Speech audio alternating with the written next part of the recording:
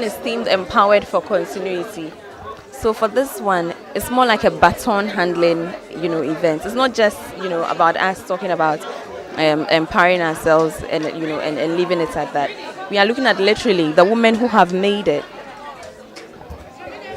We are literally looking at the women who have made it, in the various sectors of our economy.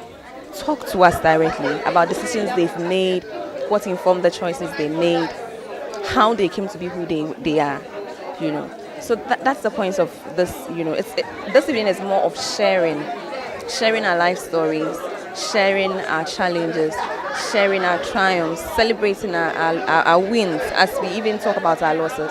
And I am so happy that I think it's been achieved because we've heard stories politicians never tell. We heard stories politicians never tell. How they struggle through their childhood, how they struggle with education. These are not things we hear from our politicians every day and our big women. But if I know that somebody like Madam Esther Koba did not like it, school, did not like to go to school, if I heard that the present gender minister had to sell herself to make ends meet, I know that no matter how bad I think my situation is, there's definitely light at the end of that tunnel.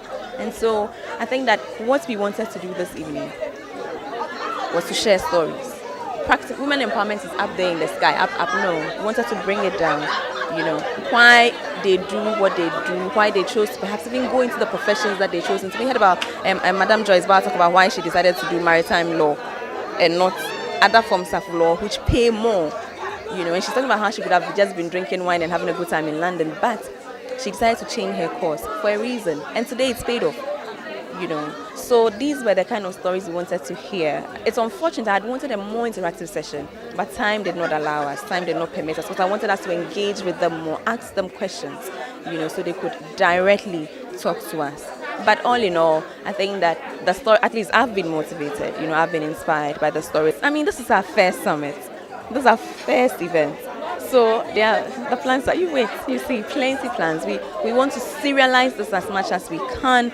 We want to have action plans that come off from the summits that we do. So we will talk. But beyond the talk, our plan is to see some action. So there's more. There's lots more, And I'm happy that at least we have the years of the big women. We have the gender minister here. We had a former education minister here. We have a former transportation minister here. We've had a queen mother. So we have the only political party chairman, female, here. So we have all the ears of the big women. So hopefully we can take some actions. And you realize that when the gender minister was speaking, she spoke about things she plans to do with what the lady who spoke about maternity spoke about. She said, I've heard you. These are your concerns. These are what I intend to do with my ministry concerning what you have said. So I believe that this is the place to be, really.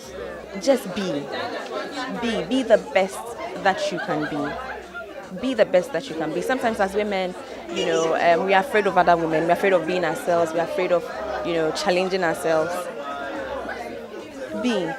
I'm hoping that the stories that have come up, because who would have thought that the lady who sells chicken and fowls to become a minister? Who would have thought? So be the best you can be. Do the best you can do when you are given an opportunity. And because unfortunately, when a woman gets into public space, everybody is waiting to point at her and say, oh, see the reason why we don't put women there. But if you go there and you execute whatever small tasks you've been given really well, you become the reason why more women can go there.